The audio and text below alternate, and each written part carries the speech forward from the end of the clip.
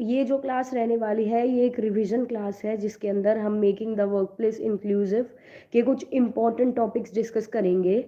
ठीक है, तो स्टार्ट करते हैं बिना कोई देर किए। तो जो सबसे पहला हमारा टॉपिक है जिसके लिए आपको कंटेंट कम मिल रहा होगा वो है मल्टीलिंगुअलिज्म। ठीक है, तो आज हम मल्टीलिंगुअलिज्म पहले डिस्कस करेंगे। पहले ही हम जो ज़्यादा इंपॉर्टेंट टॉपिक्स हैं और जो मोस्ट डिमांडेड है उनको डिस्कस कर रहे हैं।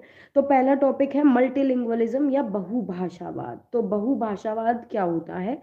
तो जैसा कि आपको इस वर्ड से ही पता लग रहा है, बहुभाषावाद, भाषा यानी जो हम लैंग्वेज बोलते हैं, बहु मतलब बहुत, एक से ज्यादा जब कोई चीज होती है तो उसको हम कह देते हैं बहुत, है ना।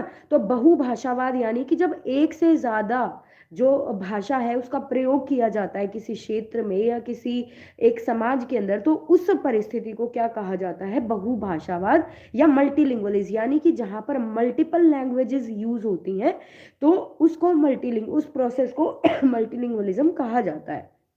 ठीक है, अगर हम मल्टीलिंगुअलिज्म की डेफिनेशन की बात करें या बहुभाषावाद की परिभाषा की बात करें तो multilingualism is the use of more than one language. यानी बहुभाषावाद एक ऐसी है जिसके अंदर हम एक से ज्यादा भाषा का प्रयोग करते हैं। ठीक है, बाय एन इंडिविजुअल स्पीकर और अ कम्युनिटी और स्पीकर। अब चाहे उस एक से अधिक भाषा का प्रयोग कोई एक व्यक्ति करे, एक पूरा समाज करे, या एक पूरा संगठन या एक ऑर्गेनाइजेशन या एक ग्रुप करे, तो उस प्रक्रिया को क्या कहा जाएगा? उस प्रक्रिया को मल्टीलिंगुअलिज्म या बहुभाषावाद कहा जाएगा। उसके बाद आता है मल्टीलिंगुअलिज्म। जो वर्ड है वो हमारा दो वर्ड से डिराइव हुआ है, मल्टी और लिंगुअलिज्म। ठीक है, तो मल्टी का मतलब होता है टू और मोर, दो या दो से ज्यादा। वहीं लिंगुअल का मतलब होता है लैंग्वेज या भाषा। ठीक है, उसके बाद ये तो हो गई डेफिनेशन की बात। उसके बाद आता है मल्टीलैंग्वेलिज्म का मीनिंग।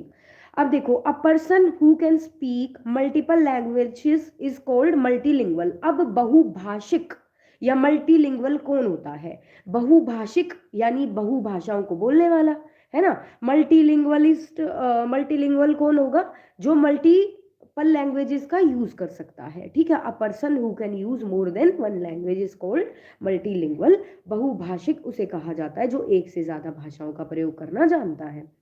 उसके बाद मल्टीलिंगुअल एजुकेशन क्या होता है? अब बहुभाषावाद की जो शिक्षा होती है, बहुभाषिक शिक्षा क्या होती है?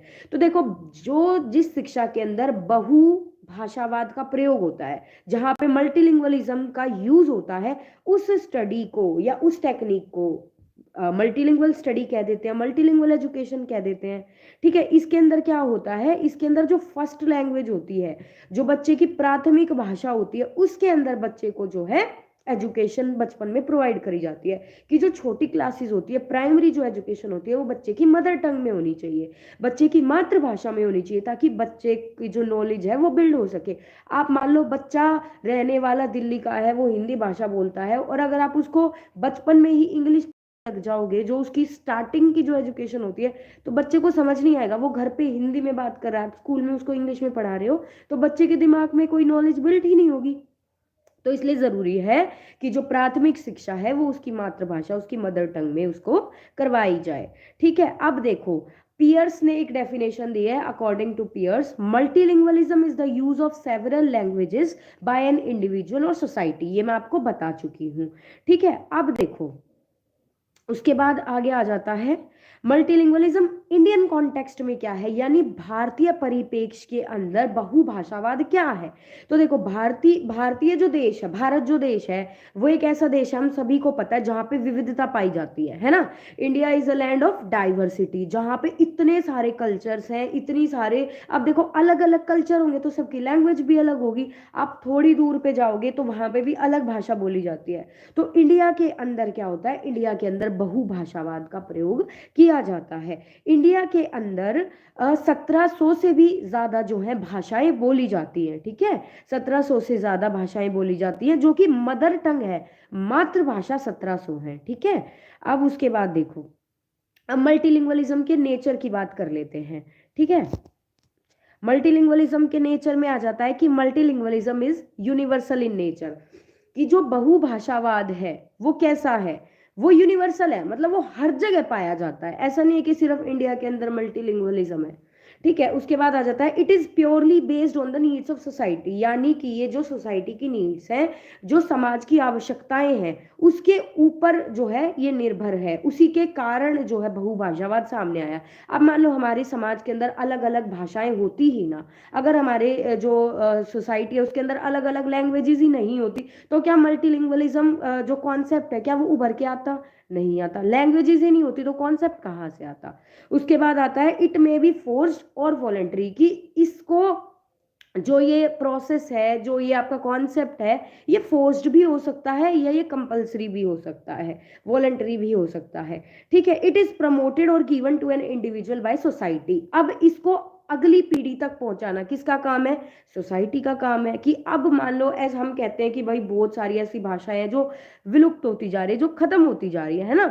वो भाषाएं कैसे खत्म हो रही है? क्योंकि अब हमारी सोसाइटी में उनका यूज नहीं रहा, उन भाषाओं का प्रयोग नहीं रहा, तो वो भाषाएं जो हैं धीरे धीरे खत्म होती जा रही हैं। अगर हम अपनी पुरानी भाषाओं का प्रयोग करते रहेंगे, अब जैसे संस्कृत है, पहले सभी संस्कृत भाषा का प्रयोग करते थे। एक मिनट। पहले सभी संस्कृत भाषा का प्रयोग करते थे, तो संस्कृत उस समय की बहुत प्रचलित भाषा थी। लेकिन आज हम संस्कृत बोलते ही नहीं है, तो हमें संस्कृत समझ भी नहीं आती है। तो जो मल्टीलिंगुअलिज्म जो कॉन्सेप्ट है, जो बहुभाषावाद का जो हमारा जो कॉन्सेप्ट है, वो हमारी सोसाइटी उसको आगे बढ़ाती है। ठीक है।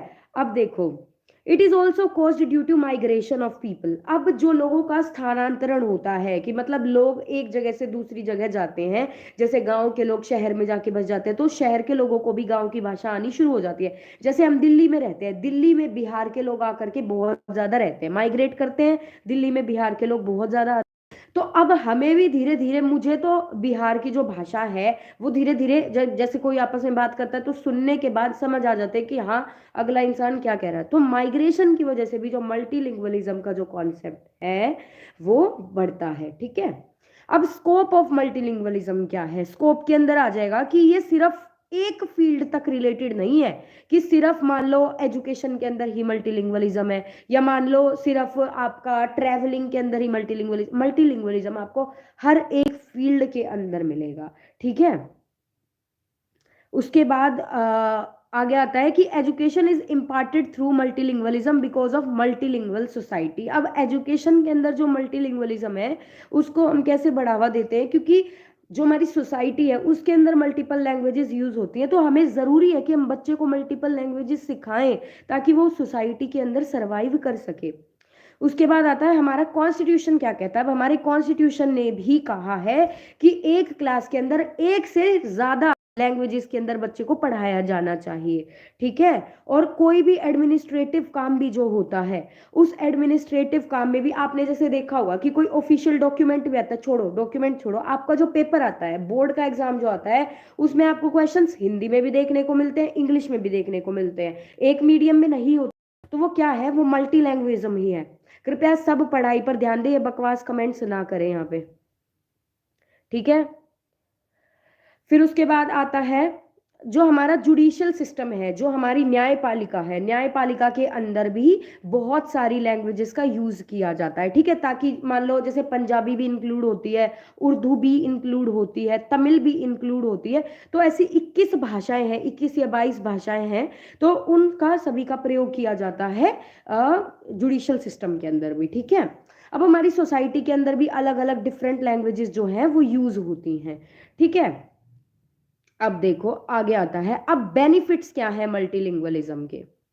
मल्टीलिंगुअलिज्म के बेनिफिट्स यानी कि बहुभाषावाद के फायदे क्या हैं?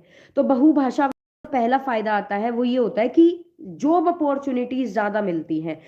एक दो कंटेस्टेंट है, दो कंटेंडर्स हैं, ठीक है, दो ऐसे एम्प्लॉयज चाहते हैं कि मैं इस कंपनी में जॉब करूं। एक है मान लो, एक मैं हूं जिसको सिर्फ हिंदी बोलनी आती है, एक आप हो जिसको हिंदी, इंग्लिश, पंजाबी और स्पेनिश, फ्रेंच, इतनी सारी लैंग्वेजेस आती है। तो अपॉर्चुनिटी किसको ज्यादा मिलेगी, मुझे या आपको? तो आपको ज्यादा अपॉर्चुनिटी मिलेगी क्योंकि आपको मल्टीपल लैंग्वेजेस आती हैं। उसके बाद आता है इम्प्रूव्ड इंटेलेक्ट। अब बच्चों का दिमाग ज्यादा अच्छे से चलता है जब उनको एक से ज्यादा लैंग्वेजेस समझ आती हैं। उसके बाद ग्लोबलाइजेशन, वैश्वीकरण जो हो रहा है उसके अंदर भी जो है, ग्लोबलाइजेशन के अंदर भी मल्टीपल लैंग्वेजेस का बहुत इंपॉर्टेंट रोल है। हमें बिजनेस करने में आसानी रहती है। मान लो आप एक जापान की कंपनी के साथ आप बिजनेस कर रहे हो और मैं हिंदी में ही समझा रही हूँ, मुझे नहीं पता आप कौन सी हिंदी की बात कर रहे हो, मुझे यही हिंदी आती है, ठीक है। तो ग्लोबलाइजेशन के अंदर क्या होता है, ग्लोबलाइजेशन के अंदर भी जो है मल्टीपल लैंग्वेजेस का यूज होना जरूरी है, ठीक है। तो ये तो बात हो गई बहुभाषावाद टॉपिक की।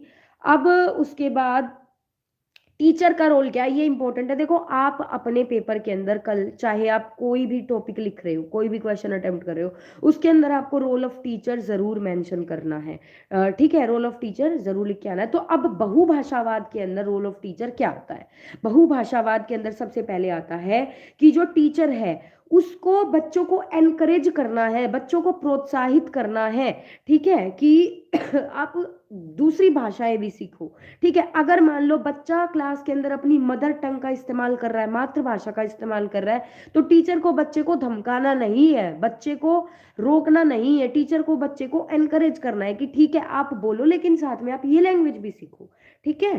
तो उसके बाद अगला आ जाता है, टीचर बच्चों के लिए अलग अलग एक्टिविटीज ऑर्गेनाइज कर सकती है जिससे बच्चों, आप प्लीज कमेंट्स बंद कर दीजिए थोड़ी देर के लिए, सभी बच्चे एक बार पढ़ लो, लास्ट में हम सबकी क्वेरी सब कुछ देख लेंगे, ठीक है। अब उसके बाद आता है कि जो टीचर है वो बच्चे के लिए अलग अलग एक्टिविटीज ऑर्गेनाइज कर सकते हैं जिससे बच्चे की लैंग्वेज स्किल्स जो है वो डेवलप हो सकती हैं। टीचर क्लास में पोएम्स गवा सकती हैं, सॉन्ग्स बच्चों से गवा सकती हैं, डांस करवा सकती है, ड्रामास करवा सकती हैं, ठीक है। ऐसी अलग अलग एक्टिविटीज क्लास के अंदर ऑर्गेनाइज की जा सकती है टीचर के द्वारा, ठीक है। तो ये हमारा पहला टॉपिक यहाँ पे खत्म होता है, मल्टीलिंगुअलिज्म। आई होप आपको समझ आया होगा। अब चलते हैं हमारे सेकंड टॉपिक की ओर। उससे पहले अगर मल्टीलिंगुअलिज्म में किसी को कोई डाउट हो तो मैं 1 मिनट दे रही हूँ, आप कमेंट कर सकते हो।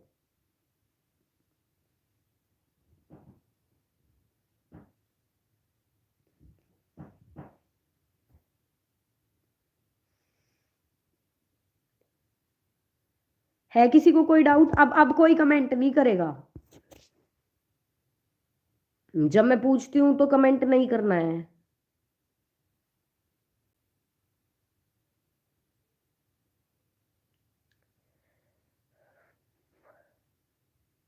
ठीक है, चलो अगले टॉपिक पे चलते हैं। अगला टॉपिक है डाइवर्सिटी यानी विविधता।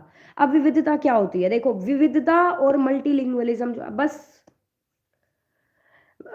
विविधता और जो मल्टीलिंगुअलिज्म है वो सेम सेम ही कॉन्सेप्ट है। देखो जो मल्टीलिंगुअलिज्म है वो विविधता के कारण ही है, ठीक है। बहुभाषावाद जो है वो विविधता के कारण है, क्योंकि विविधता है, विविधता क्या होती है, यानी कि हमारे समाज के अंदर अलग अलग अलग अलग प्रकार के लोग रहते हैं, ठीक है। सबके अंदर बहुत सारे अलग अलग टाइप के डिफरेंसेस है, ठीक है। डाइवर्सिटी, डाइवर्सिटी क्या होती है कि डाइवर्स कल्चर्स हमारे यहाँ पाए जाते हैं इंडिया के अंदर। यानी कि देखो meaning of diversity means different type of things और people being included in something. यानी कि जब किसी चीज के अंदर, पृथकीकरण पर भी आएंगे, रुको अभी वो सेग्रीगेशन अभी आएंगे उसके ऊपर भी, ठीक है। तो डाइवर्सिटी क्या होता है, डाइवर्सिटी के अंदर जब हमारे पास different cultures, different languages, different religion या डिफरेंट थिंकिंग के लोग भी जब एक साथ मिलकर के रहते हैं तो उसको डाइवर्सिटी कहा जाता है या उसको विविधता कहा जाता है, ठीक है। जैसे कि अब हम लोग ही हैं, कोई किसी भाषा का प्रयोग करता है, कोई किसी भाषा का प्रयोग करता है, ठीक है। तो ये क्या है, ये विविधता का एक उदाहरण हो जाएगा, ठीक है। कि जब हम सभी लोगों के अंदर बहुत सारे डिफरेंसेस पाए जाते हैं हमारी सोसाइटी के अंदर, अब चाहे वो कास्ट के हों, क्रीड के हों, जेंडर के हों, क्लास के हों, सोशो इकोनॉमिक डाइवर्सिटी हो, ये सभी डाइवर्सिटी की, ये सभी विविधता के क्या है, ये आयाम है, एस्पेक्ट्स है, ठीक है।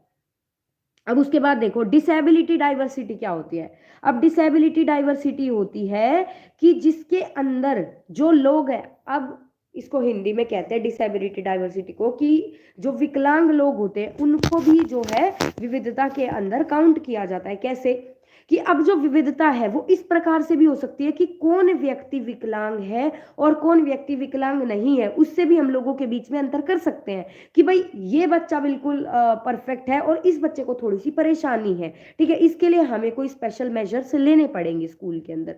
तो ये क्या है, ये भी विविधता को दर्शाता है। अब टीचर को क्या करना है, अब टीचर को अगर क्लास के अंदर बच्चे डिसेबल हैं, ठीक है, देखो हम इसके अंदर सारे टॉपिक्स कवर करते हुए चलेंगे तो आप ध्यान से समझेंगे इसको। अब टीचर को क्या करना है क्लास के अंदर, ताकि जो डिसेबिलिटी है, जो विकलांगता है बच्चों के अंदर, जो समस्याएं हैं वो क्लास के अंदर नेगेटिव ना रहे, तो इसके लिए टीचर को क्या करना है, इसके लिए टीचर को पहली बात तो टीचर को अच्छी ट्रेनिंग मिली हुई होनी चाहिए, ठीक है, टीचर के लिए अलग अलग ट्रेनिंग प्रोग्राम्स ऑर्गेनाइज करने चाहिए। उसके बाद टीचर को कभी भी बच्चों के तरफ नेगेटिव एटीट्यूड, नकारात्मक जो है एटीट्यूड कभी भी बच्चों को शो नहीं करना है। क्लास के अंदर एडिक्वेट रिसोर्सेज होने चाहिए, ठीक है, जितने भी जो रिसोर्सेज हैं क्लास के अंदर सब कुछ होने चाहिए, जैसे कि बच्चों के लिए स्पेशल डेस्क हो गए, या जिन बच्चों को दिखाई नहीं देता है तो उनके लिए ब्रेल की किताबें हो गई। ब्रेल से आप सभी समझते होंगे कि जो वो डॉटेड वर्ड्स होते हैं, तो डॉटेड जो होते हैं उनसे बच्चे जो है उनको फील करके पढ़ते हैं, ठीक है, जो विजुअली इम्पेयर्ड बच्चे होते हैं, ठीक है। तो ये बात हो गई। उसके बाद क्लास के अंदर क्या होना चाहिए, बच्चों को अपॉर्चुनिटीज देनी है, टीचर को ये नहीं देखना है कि ये बच्चा विकलांग है तो मैं इसको क्लास के अंदर अलग कर दूं, ठीक है, टीचर को अलग नहीं करना है, सबको इक्वल अपॉर्चुनिटीज बच्चों को प्रोवाइड करनी है। उसके बाद आ जाता है टाइप ऑफ डिसेबिलिटी। अब विकलांगता के प्रकार आ जाते हैं, ठीक है, टाइप ऑफ डिसेबिलिटी के अंदर अब एक पीडब्ल्यूडी एक्ट आया था 2016 के अंदर, ठीक है, पर्सन विद डिसेबिलिटी एक्ट 2016, उसके अंदर कुछ 21 प्रकार की डिसेबिलिटी, 21 प्रकार की जो है विकलांगताएं बताई गई थी, मेंशन करी गई थी। अब हम उनके बारे में डिस्कस कर रहे हैं। तो जो सबसे पहली आई थी, सबसे पहली थी ब्लाइंडनेस, ठीक है, ब्लाइंडनेस से आप सभी समझते हैं, ब्लाइंडनेस के अंदर जो है क्या होता है, ये ऐसी स्टेज होती है जिसके अंदर बच्चों की जो साइट है, ठीक है, जो बच्चों की देखने की जो क्षमता होती है वो प्रॉपरली पूरी खत्म हो जाती है, साइटलेस, ठीक है।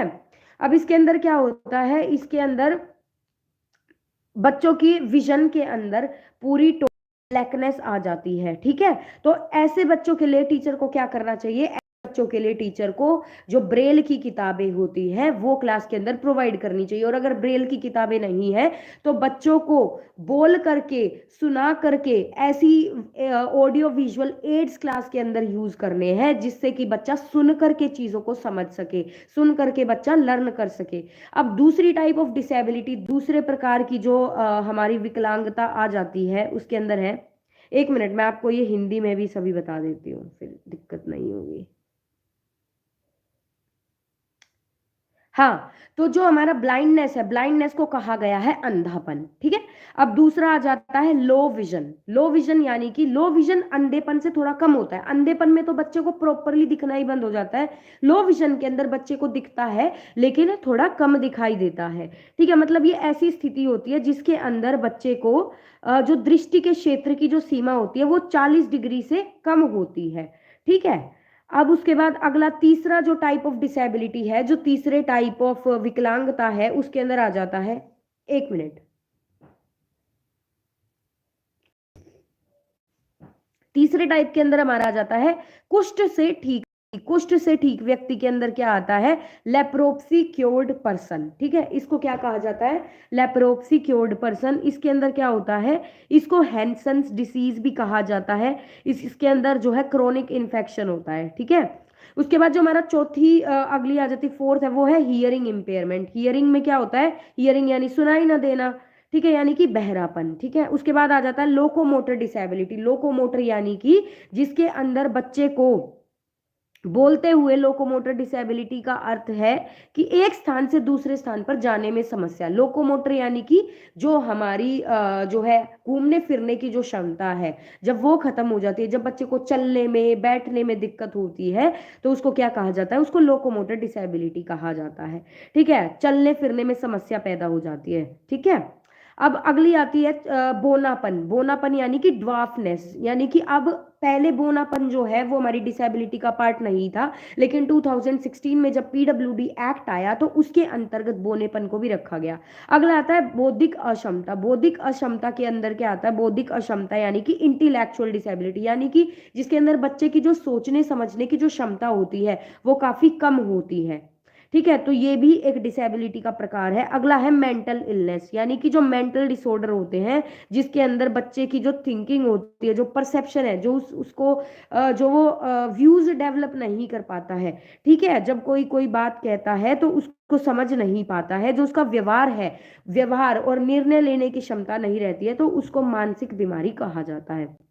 अगला आता है ASD, यानी कि autism spectrum disorder. Autism spectrum, आपने वो मूवी देखी होगी अभी जिसके अंदर वो बच्चा ऑटिस्टिक होता है। तो ऑटिस्टिक में क्या होता है कि बच्चा मतलब रिस्पॉन्ड नहीं कर पाता है इन्वायरमेंट के हिसाब से। ठीक है, ये होता है ऑटिज्म स्पेक्ट्रम डिसऑर्डर। ये एक न्यूरोलॉजिकल यानी कि दिमागी एक जो है ये परेशानी होती है।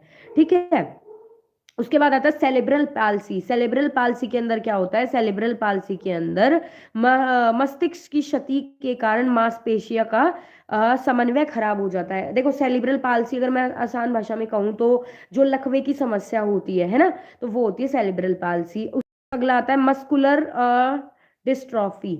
मस्कुलर डिस्ट्रॉफी में आता है हमारा न्यूरोमस्कुलर जेनेटिक डिसऑर्डर, जिसके अंदर मसल्स के अंदर जो वीकनेस आ जाती है। ठीक है, जो हमारी मसल्स होती है, मांसपेशियां जो होती है, उसके अंदर वीकनेस आ जाती है। उसके बाद अगला है मल्टीपल स्केलियोसिस। मल्टीपल स्केलियोसिस के अंदर है जो हमारा इम्यून सिस्टम है। अभी कोरोना में भी सब लोग कितना बोल रहे थे कि इम्यून सिस्टम को स्ट्रोंग करो। तो ये जो बीमारी है MS जो होती है, इसके अंदर जो हमारा इम्यून सिस्टम होता है वो काफी कमजोर हो जाता है। फिर स्पीच एंड लैंग्वेज डिसेबिलिटी। देखो आपको ये सारे लिखने की जरूरत नहीं है, आप कुछ लिख सकते हो क्योंकि 21 के 21 याद करना तो पॉसिबल नहीं है। ठीक है, तो multi speech and language disability के अंदर आता है जिसके अंदर बच्चे को बोलने में और भाषा को समझने के अंदर जो है परेशानी आती है। ठीक है, उसके बाद एसिड अटैक विक्टिम्स को भी इसके अंदर शामिल किया गया है। ठीक है, तो ये कुछ इंपॉर्टेंट थे जिसको आप पेपर के अंदर मेंशन करके आओगे। ये कुछ डिसेबिलिटी के प्रकार हैं। ठीक है, यानी विकलांगता के प्रकार है। अब आते हैं पॉलिसी इनिशिएटिव, उसके बाद हमारा ये चैप्टर जो है खत्म हो जाएगा। ठीक है, पॉलिसी इनिशिएटिव में आ जाएगा कि हमारी सरकार ने कौन कौन सी पॉलिसी बनाई है डिसेबल जो लोग हैं, विकलांग जो लोग हैं उनके लिए। तो सबसे पहली आ जाती है national institute of mental health. National institute of mental health जो है ये स्थापित किया गया था, यानी कि राष्ट्रीय मानसिक स्वास्थ्य संस्थान। ये 1949 में इसकी स्थापना की गई थी। ये क्या करता है, ये बड़ी बड़ी कंपनियों के विकास के लिए काम करता है जो कि विकलांगता की रोकथाम के लिए काम करते हैं। अगला आता है राष्ट्रीय दृष्टि विकलांग संस्थान। ठीक है, NIVH। ठीक है, ये जो है national institute of visually handicapped, ये देहरादून के अंदर है। ये एक रिहेबिलिटेशन सेंटर है बच्चों के लिए। उसके बाद कोठारी आया 1964 से 1966 तक। ये फर्स्ट एजुकेशन कमीशन था। ठीक है, इसके अंदर कहा गया कि एक बच्चों के लिए कॉमन स्कूल सिस्टम होना चाहिए। कॉमन स्कूल सिस्टम यानी कि एक कॉमन स्कूल होना चाहिए जिसमें कि हर प्रकार का बच्चा आकर के पढ़े, चाहे वो बच्चा विकलांग है, चाहे वो बच्चा विकलांग नहीं है, या अगर वो विकलांग है उसको थोड़ी बहुत समस्या है या ज्यादा समस्या है, सब बच्चे एक कॉमन स्कूल के अंदर पढ़ेंगे। ये बात कही गई थी 1964 से 66 तक, जो कोठारी कमीशन आया था, जो कोठारी आयोग आया था उसके अंदर। उसके बाद नेशनल पॉलिसी ऑफ एजुकेशन 1968 1968 आई। इसके अंदर कहा गया कि बच्चों के लिए एजुकेशन फैसिलिटी स्कूल के अंदर होनी चाहिए। ठीक है, जैसे कि फिजिकली और जो मेंटली हैंडीकैप बच्चे हैं उनके लिए अलग अलग प्रकार से फैसिलिटी स्कूल के अंदर होनी चाहिए। उसके बाद अगला आया rehabilitation council of India act, RCI act आया 1992 के अंदर। ठीक है, RCI एक्ट 1992, इसको कहा जाता है पुनर्वास परिषद अधिनियम। ठीक है, उसके बाद जो अगला आता है, अगला हमारा आया पर्सन विद डिसेबिलिटी एक्ट 1995। ये काफी इंपॉर्टेंट एक्ट है, PWD एक्ट 1995।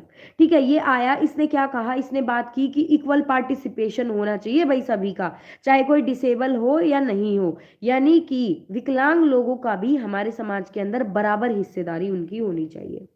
उसके बाद आता है सर्व शिक्षा अभियान, आया 2001 में। इसके अंदर इन्होंने कहा कि गवर्नमेंट ऑफ इंडिया ने, भारत सरकार ने जो है सर्व शिक्षा अभियान को शुरू किया। इसका जो लक्ष्य था, इसका एम ये था कि बच्चों को क्वालिटी एजुकेशन मिले और सभी बच्चे, ऑल द चिल्ड्रन, सर्व शिक्षा यानी सभी बच्चों को एजुकेशन मिले। उसके बाद 2019 के अंदर फ्री और कंपलसरी एजुकेशन एक्ट आया, ठीक है, जिसके अंदर बच्चों को कोई फीस नहीं देनी होती थी, है ना। ये आया 2009 के अंदर।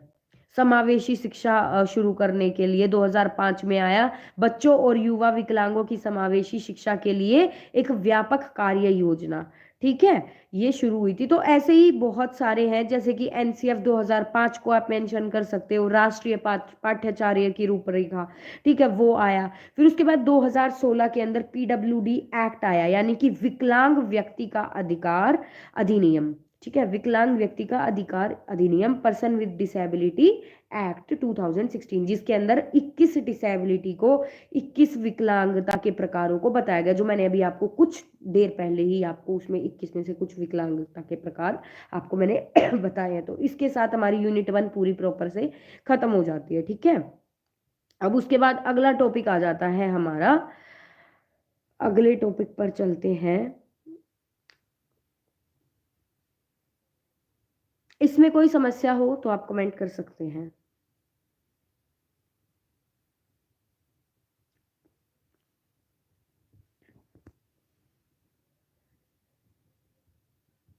हाँ, ये एजुकेशन सब्जेक्ट चल रहा है, making the work place inclusive.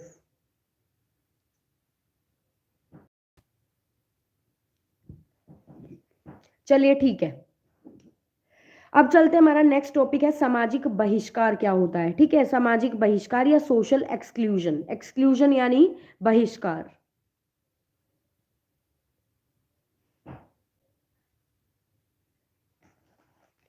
Social exclusion यानी कि सामाजिक बहिष्कार। अब बहिष्कार क्या होता है? बहिष्कार आप सभी समझते हैं, बहिष्कार कर दिया भाई हमने, तो यानी कि हमने उस चीज से जो है अपना नाता तोड़ लिया है, उस चीज से हमने खुद को अलग कर लिया, अगर हम अपनी आम भाषा के अंदर समझे बहिष्कार को। तो देखो, वर्तमान के समय में हर किसी व्यक्ति को जो है समान अधिकार दिए गए हैं, ताकि किसी भी, चाहे कोई किसी वर्ग का हो, किसी भी जाति का हो, ठीक है, किसी भी धर्म का हो, ठीक है, कोई भी अपने आप को छोटा महसूस ना करे, कोई भी ये ना समझे कि भाई हमें बराबरी का अधिकार नहीं दिया गया। इंडिया के अंदर सबको इक्वालिटी है, ठीक है, लेकिन फिर भी हमारे समाज के अंदर सामाजिक बहिष्कार हो रहा है। जैसे अनटचेबिलिटी की प्रैक्टिस है, ठीक है, छुआछूत की जो एक प्रैक्टिस होती थी, तो वो क्या है? वो बहिष्कार ही है कि भाई हम लोगों को क्या कहते हैं, हम लोगों को छुएंगे नहीं, जो छोटी कास्ट के लोग हैं उनके हाथ से खाना नहीं खाएंगे, या हम उनको अपने कुएं से पानी नहीं भरने देंगे। तो ये क्या है? ये सामाजिक बहिष्कार ही है।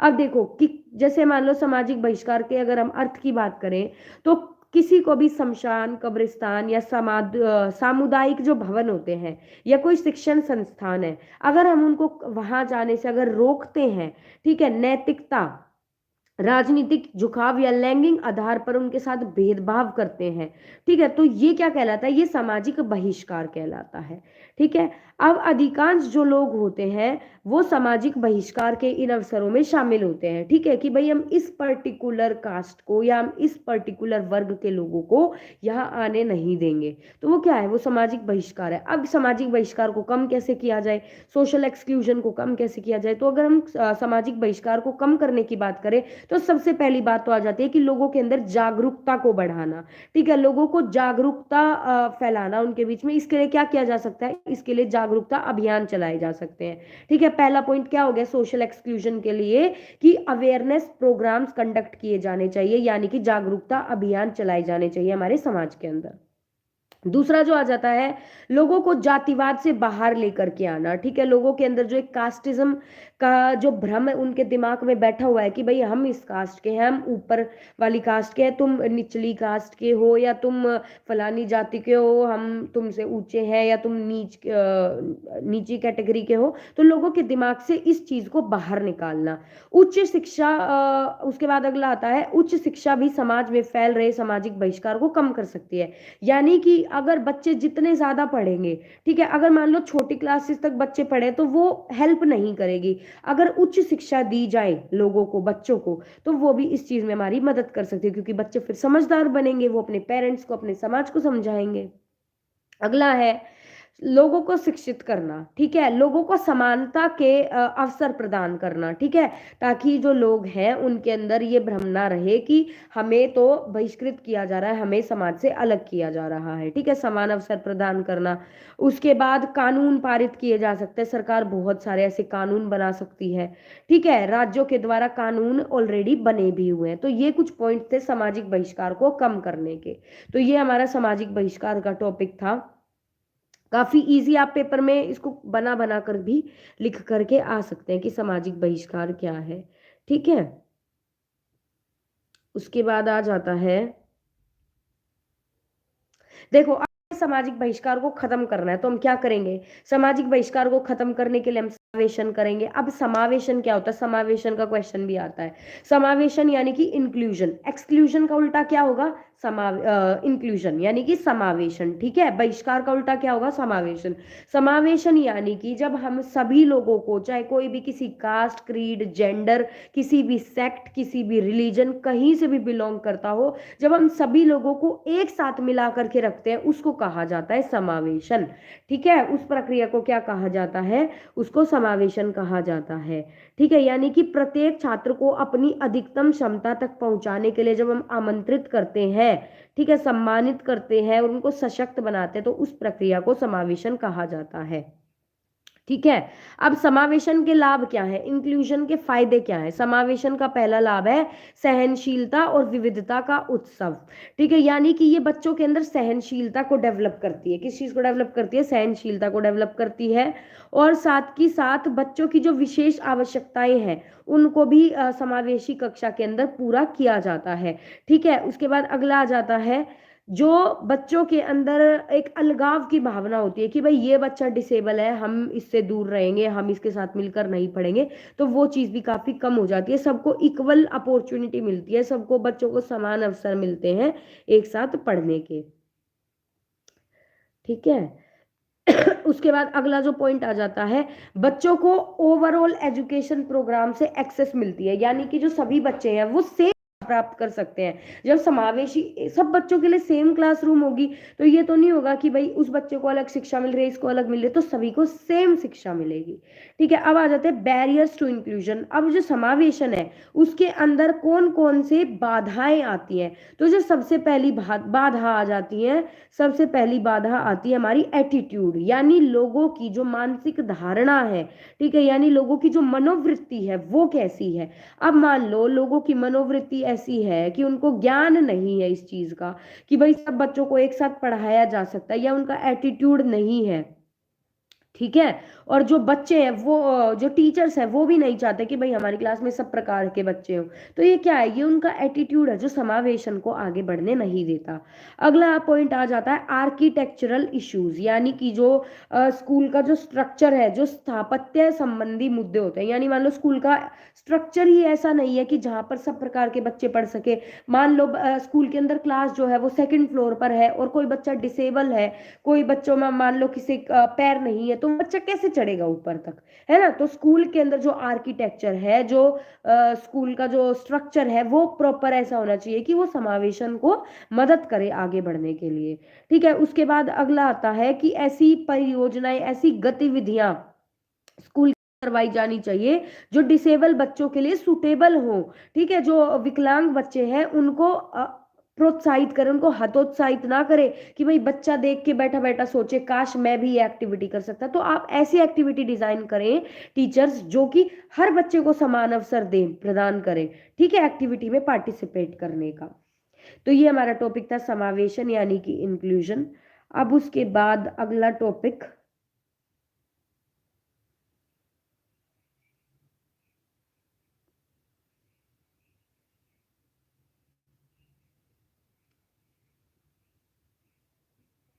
अगला टॉपिक आप बता सकते हैं कौन सा टॉपिक डिस्कस करें।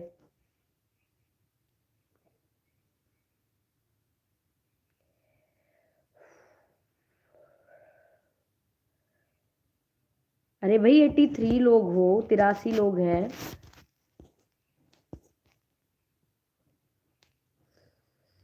सामाजिक बहिष्कार मैं बता चुकी हूँ, मोटर डिसेबिलिटी में मैं बता चुकी हूँ। मोटर डिसेबिलिटी यानी कि जब हमें चलने फिरने में कोई भी समस्या होती है।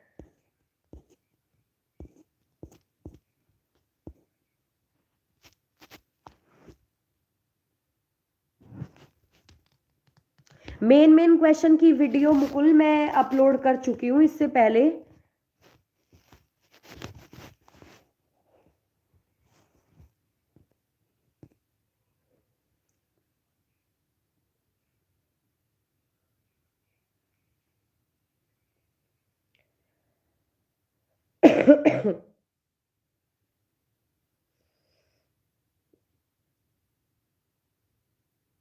समावेशी शिक्षा के दायरे पूछे हैं ना किसी ने, सिमरन ने ही पूछे हैं।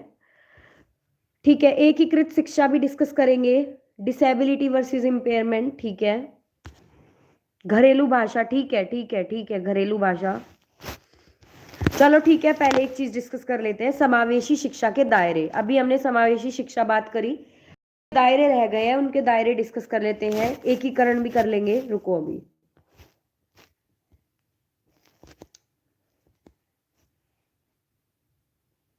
हाँ, तो समावेशी शिक्षा के बारे में हमने डिस्कस किया। तो सबसे पहली बात तो समावेशी शिक्षा के उद्देश्य भी डिस्कस कर लेते हैं, ये रह गए थे। समावेशी शिक्षा के जो उद्देश्य हैं, ये होता है कि बच्चों को गुणवत्ता पूर्वक और मुफ्त और अनिवार्य प्राथमिक शिक्षा मिले। समावेशन का मेन क्या है?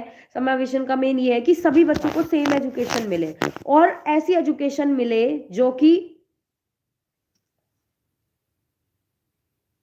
ठीक है, अभी कमेंट्स को रोक दो थोड़ी देर, मैं डिस्ट्रैक्ट होती हूँ, मैं डिस्टर्ब होती हूँ। मैंने देख लिया आप सभी के टॉपिक्स जो जो है, इश्यूज है, कर लेंगे हम डिस्कस, टेंशन मत लो। हाँ, तो समावेशी शिक्षा के उद्देश्य है यानी कि इसके ऑब्जेक्टिव्स, एक मिनट मैं इंग्लिश में भी खोल ही लेती हूँ। हाँ, तो ऑब्जेक्टिव्स ऑफ इंक्लूसिव एजुकेशन में सबसे पहला आ जाता है कि सभी बच्चे को एक्सेस मिले quality free and obligatory primary education की। उसके बाद समावेशी शिक्षण के दायरे हम डिस्कस करेंगे।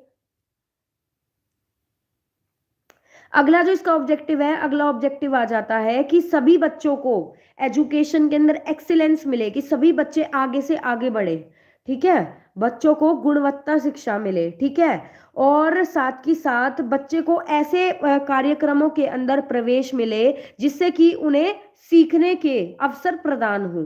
ठीक है, अगला पॉइंट आ जाता है, समावेशी शिक्षा का लक्ष्य जो होता है वो ये होता है कि सभी बच्चों को एक ही क्लासरूम के अंदर सेम एजुकेशन मिले, उनके अंदर कोई भेदभाव ना हो। अब आ जाते हैं दायरे पर ही आ जाते हैं, समावेशी शिक्षा के दायरे यानी स्कोप ऑफ इंक्लूसिव एजुकेशन। तो देखो, स्कोप ऑफ इंक्लूसिव एजुकेशन ये है कि इसका दायरा क्या है, यानी ये कहाँ तक सीमित है और कहाँ तक सीमित नहीं है। तो इसके दायरे के अंदर आ जाएगा, एक सेकेंड,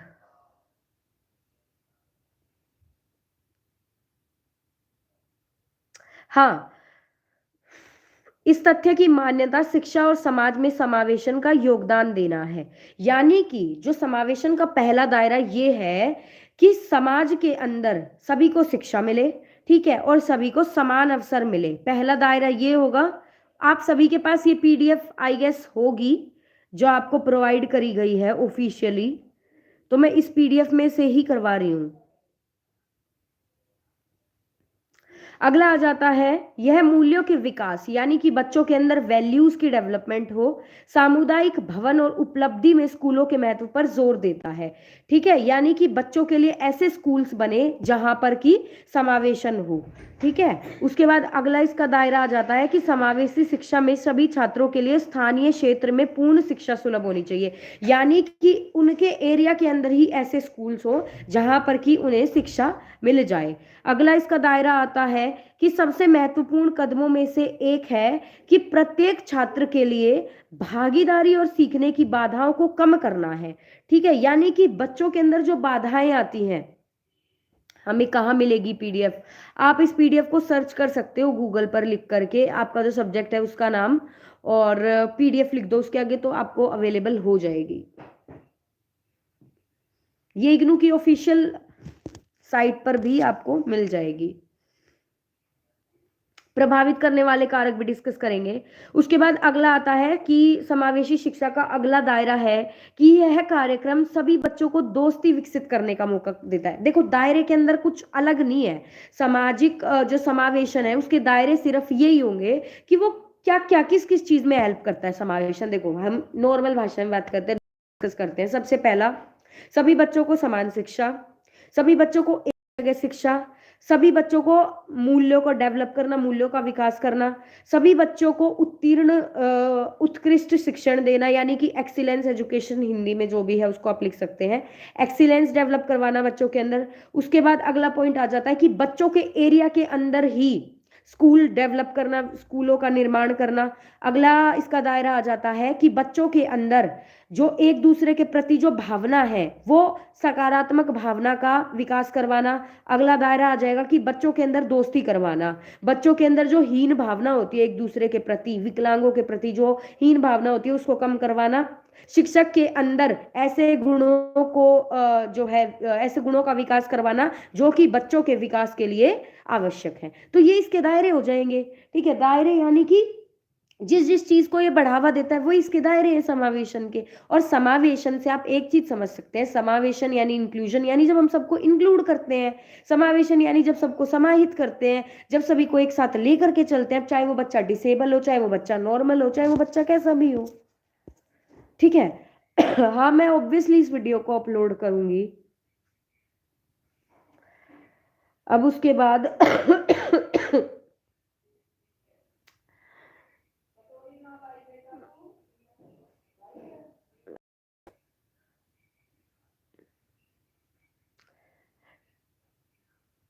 अब किसी बच्चे ने और क्या पूछा था,